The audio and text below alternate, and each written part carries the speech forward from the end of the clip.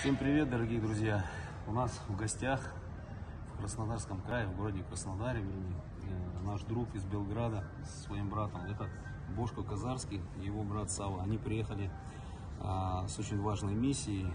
Они снимают все достопримечательности Краснодарского края. Сегодня они снимали Красную 5, Кубанский казачий хор. Завтра они едут в Атамань. И мы очень хотели встретиться с Бошко. Мы давно знаем друг друга в соцсетях. Вот, мы впервые встретились в Краснодаре.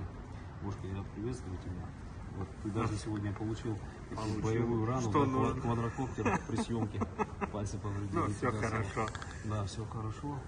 Вот мы немножко подарили такие подарки, сувениры памятные о нашем казачьем крае. Тут нагайка, кубанка и книги есть, соответственно. Бошко является директором русской школы в Белграде имени Валентины Терешковой. Вот он один из инициаторов и основателей этой школы. В данный момент является ее директором. Мне очень приятно, что вот у нас такие друзья, такие знакомые, близкие есть в Белграде, наши братья-сербы. Виктор, спасибо тебе и Аркадий за теплый прием, за братскую любовь. И я надеюсь, что Сербия и Россия во время будут вместе, как братские страны. Конечно, братья навеки. Братья навеки.